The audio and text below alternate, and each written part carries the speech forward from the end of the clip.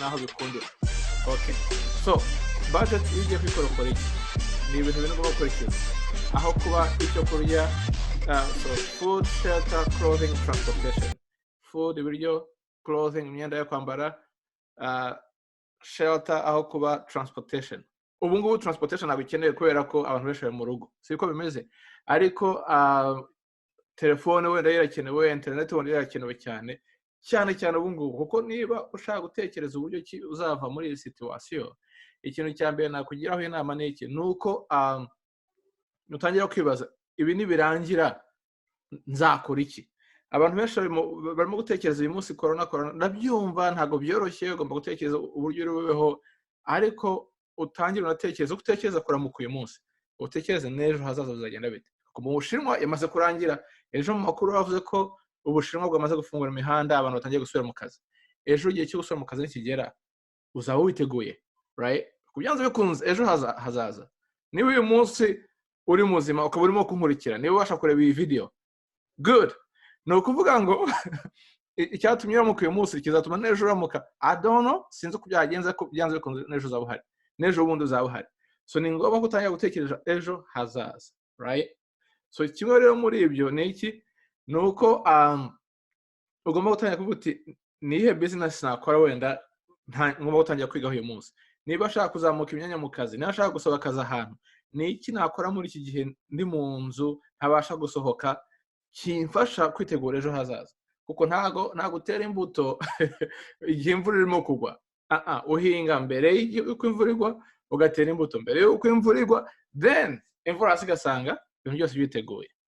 So iyi corona nimara kurangira igatambuka, murabona ko umukuru w'igihugu, perezida w'igihugu Paul Kagame yarimo gukora n'abantu benshi mu bihugu byose, avuga na Canada, avuga n'ibindi bihugu bitandukanye, ariko mu Rwanda haramaze kwigira gukora imiti ya hand sanitizer. So hari ibikorwa byinshi birimo kuba ku isi hose, ku buryo byanze bikunze ikintu kibazo cya corona virus kiraza gushira. Nigishira urauhagaze hehe, urasigara hehe, right? Kuko nubwo irimo kwica abantu benshi, wibuka ko indwara z'umutima, diabete, n'ibindi byinshi bitwara abantu benshi kurusha abo corona irimo gutwara. Izo ni statistics zihari. So nuvuga ngo n'ubundi abantu basanzwe bapfa, niyo corona itagutwara uyu munsi cyangwa ejo n'ibindi byaza, ariko igihe ukiriho ugomba gutangira gutekereza uti ejo nzabigenza gute, right? So ni muri iyo mpamvu rero nashaka gushenga some business ideas. Icyo ndi bukore, ndakoresha indi video ya kabiri ku ruhande kugira ngo ndikoringe screen, hanyuma bimwe na bimwe wenda umuntu azajya abasha kubibutsa, ariko sinzi ko byabasha gukunda ahangaha. So let's see. First business idea mbere nanditse n'eshanu nshaka kubaganirizaho. Iya mbere ni outsourcing companies link blah blah. So business ya mbere nshaka kubaganirizaho ni gute wakora en ligne, sibyo? Hari nk'abantu mukunda gukora bazi gukora website, hari abantu bazi gukora amalogo, hari abantu bazi gukora ama software. Kuki uyu munsi utatangira kujya en ligne ngo urebe uko bigenza, sibyo? Kimwe mu byo ushaka kwereka ahangaha, let me share my screen. Share my screen. No yet. Let me open it up. 99 design. Ndagira ngo ngende mbereka ntababwira gusa, noneho mubasha kureba ibintu bitandukanye. Nk'ingi ni company ikora 99 designs. Ushaka design, yaba ari logo, yaba ari web page, yaba ari graphic design, t-shirt, ibintu nk'ibyo. Website nk'ingi uyikoze wabasha guhuza abantu benshi bari mu gihugu cyacu bagira gute? Okay, reka nshyiraho hanga nyerekana. Wabasha guhuza abantu benshi bari mu gihugu bataza bakora abakiriya, n'abakiriya bataza bakoresha za logo zabo, za web pages, ibintu nk'ibyo. Niba ari abantu bakunda kwandika, hari nka content service, ni ugukoresha Google, right? Ujya muri content service ahangaha niho nandikisha, kuko mfite company ya marketing, iyo nshaka kwandika kugira ngo banyandikire amarticle nahangange bakanyandikira. Ariko nawe ushaka gushinga website nk'ingi ukajya wandikira mu Rwanda, Afrika n'ahandi hose. Ikindi ushaka gukora ni iki, ushaka kujya kuri website nk'iyi yitwa freelancer.com. iyi n'indi nawe ushaka kujyaho ukagera gute wowe ugatanga serivisi zawe.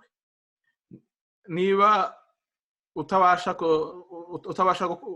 niba ushaka gukora za logo bakwandikira amaritike n'ibiki wabitanga hano, cyangwa se wowe akaba ari wowe ubikora. Urebye nk'aha ngaha maze kuhakoresha ibintu byinshi cyane, reka nkwereke wenda nk'ama project maze gukoresha hano. Nakoresheje nka PowerPoint, iyi ni PowerPoint nizo nakoresheje hano, sibyo? Nk'ingi nishyuye, reka turebe iyi ngiyi nishyuye amadolari. Izindi za PowerPoint banakoze abantu benshi bakazipiganirwa, hareba ibyiza akaba ibyo ngumana ibi nkabivanaho. Urabona again izi ni business ideas. Iyi nishyuye angahe, RMC iyi ngiyi yari 80, sibyo? Reka ndeba andi ma project nakoze hano natanze. So there are so many things you can do, right? My project, okay, go back, come back. So no kubanga ahangaha ushobora kujyaho ugatanga ngo ukorera akazi, cyangwa se ugakora akazi abandi ugapiga n'abandi. Nk'ibi ngibi babanguye ku madolari 80 ushobora kusanga ahangaha ushobora ufite ubumenyi wanabikora kuri make kurushaho, right? Ndashaka kureba izindi project hano. View all, barabihindaguye kugira ngo wenda nkwereke. So past, reba ibintu maze kuhakoresha kuri iyi website. Aya ni amafaranga yose nyine nishyuye atandukanye, imyaka maze nyijyaho, right? Hari ibya make, hari ibya menshi bitewe n'ibyo ari byo.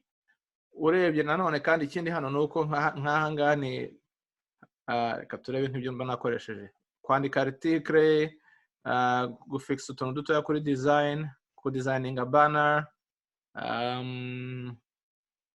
ibindi nibi hano. So hari ibintu byinshi ushobora kujya gute gukoresha, kandi noneho bashaka kugukorera, wowe ushobora gukorera abandi bakaguhema amafaranga afatika. Okay, so icyo cyari kijyanye na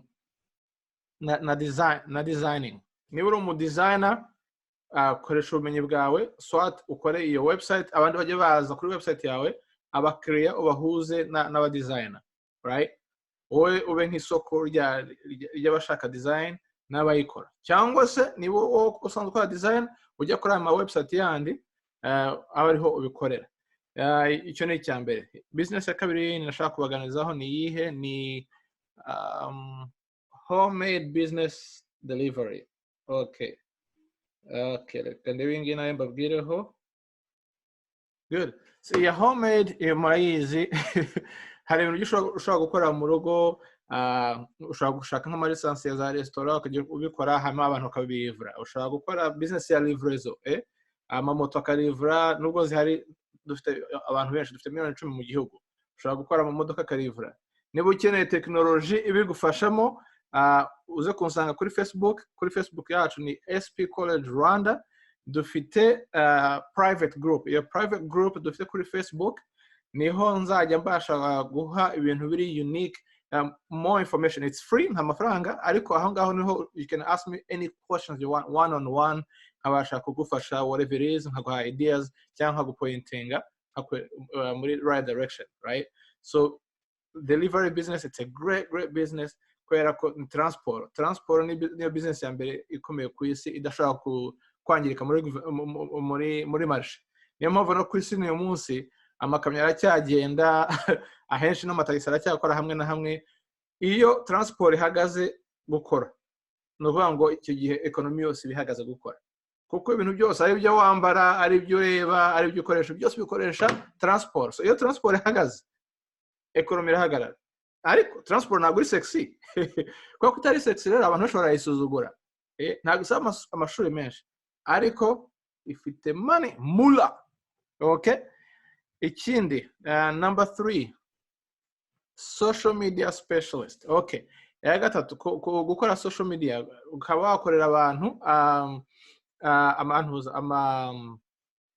gukorera abantu social media birumvikana ikinyarwanda cyoroshye, sibyo? Ariko uvuga uti nagiye ndashaka specialize kuri Facebook, I want to be the best on Facebook, cyangwa ngo ndashaka kuba the best on Twitter cyangwa se Instagram, ku buryo nujya gufasha umuntu Instagram bimuzamurira cyangwa Facebook whatever. Ariko none ibyo ntabwo ugomba kwikora gusa kugira ngo bikore mu Rwanda, right? Internet iduha market iri ku isi hose, right? So niyo mpamvu tutagombye gusinzira. Nabaza ndaya nko kinyamakuru Umuseke, umuntu wese ku isi wumva ikintu ashaka kwasa kukireba. Ikinyamakuru Igihe, ibyo byose ni ibintu batangiye bashyira mu Cyongereza no mu zindi ndimi kugira ngo ibintu bibashe kugera kure. So business zose uzajya ukora niba ziri en ligne uzushyire mu ndimi zitandukanye. Alright, numero 4. Ingi ntabwo ifite ubumenyi bwinshi nzi ko ihari, ariko nzi ko Jire intern wacu igiye kwinganiriza no gukora business review. Izo zikorwa hanze mu mahanga, aho gushobora gukora ama company reviews and then you get paid for it. I don't know how that exactly works, ariko giye icyo nshaka gukora ikintu ko kugira some ideas, then n'umurimo wawe kujya gute kujya ku isoko, kujya kuri Google ugakora search, right? So reviews, that's another one. Number 5, tutoring. Ingi nashaka gutindaho noneho rero. Gukora tutoring cyangwa tutorial ni kwa kundi wabonaga abantu bakira bagafite abarimu baza kubigisha mu rugo. Ubu rero ushobora gukorerwa hehe? Kuri internet. Ushobora gukora amasomo ukayashyiraho ugafasha ari abana bo muri primaire, ari abo muri secondaire, abo muri university. Niba umuntu ashaka arimo kwitegura ikizami wenda cyo kurangiza secondaire, ushobora gukora ugafata nk'ibizami bigiye bitandukanye ukabigisha uburyo cyo bagomba guprepara. Iyo ni business ni byataro. Ushobora kubikora kuri university, ushobora kubikora kuri PhD, ushobora kubikora kuri physics, every subject. Ugafata math, uzi math byataro no kwisobanura, cyangwa accounting, any subject. Ndaguha urugero hano, let me share my screen here. Urugero rumwe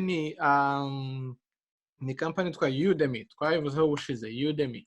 So kuri Udemy uburyo bikora, ujyaho ugashyiraho amasomo yawe cyangwa se ukajyayo kureba andi masomo. Nawe ushobora gufata amasomo ya makeya ukiga ibintu byinshi bitandukanye. Alright?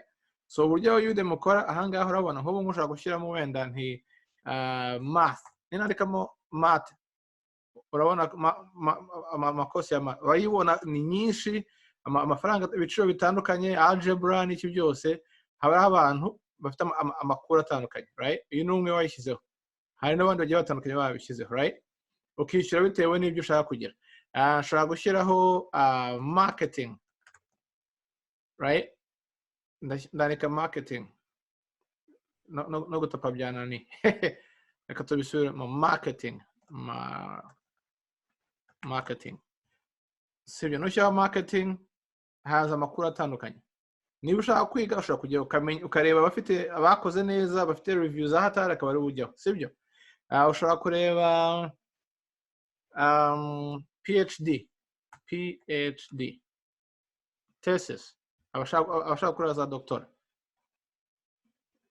Boom, ziraharangaza gufasha kwitegura. So anything you want, ushobora kuba umwarimu wabyo, ushobora no kujya gute no kuba umunyeshuri wabyo. Kandi ntago bakubuza ururimi ushyiramo, ushobora gushyira mu rurimi rwawe rwose ushaka, right? So that's the beautiful part about this. Languages, languages ahangaha zihari. Hari nyinshi cyane, hari Igitaliyani, hari indimi z'ubwoko bwose, kandi ariko harimo Ikinyarwanda hano. Urabona ko Nyarwanda ntacyo mbona, nta Kinyarwanda kirimo man. Urabona ko hagombye umunyarwanda ukora amasomo agashyira ahangaha kugira ngo atangire kwigisha. Igiswahili kiriho ariko hari zero, nta muntu wakora aya masomo. So mu yandi magambo, tutoring ushobora kuyikora muri Udemy ugashyira amasomo, abantu bakajya kuyireba, uyicariye mu nzu iwawe, abantu bakajya bajya kwigaho, ukajya gute ukinjiza amafaranga. So nta mpamvu uyu munsi idashobora gutuma dukora amafaranga igihe dufite internet. So fata telefone yawe, ushyire imbere yawe, byaba ari ku kibaho cyangwa aho uri, utangire usobanurira abantu iki math, usobanurira abantu contability, usobanurira abantu uko business ikorwa, usobanurira abantu nk'uko Miss Rwanda 2020 yabigenje. Urabona ni umuhanga cyane muri marketing. Yarabanje aramenyekana buhoro buhoro, atangira kuri marketing, social media. The next thing you see, boom, yamaze kujya gute, yamaze kuba Miss Rwanda. So icyo nashaka kubona iki rero nuko tutoring iya website ya Udemy mberetse, it's very possible, it's very doable. Umuntu wese ashobora kujya agatanga amasomo biroroshye ni telefone.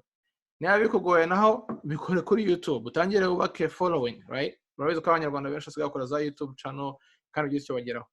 So muri make nibyo nari mfite, ndabizi ko benshi mutabasha kujyaho live right now, ariko itoza kongera tuyikore neza, noneho tuyishyiraho kuri channel igumeho permanent. Icyo ni kimwe.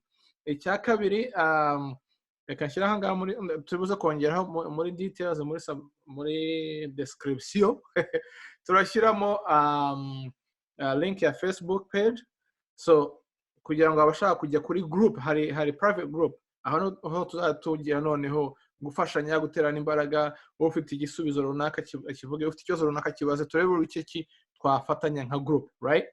Icyo ni kimwe. Icya kabiri, don't forget to subscribe on this channel, like it, share with everybody, subscribe. Icyo ni kimwe. Share. All right?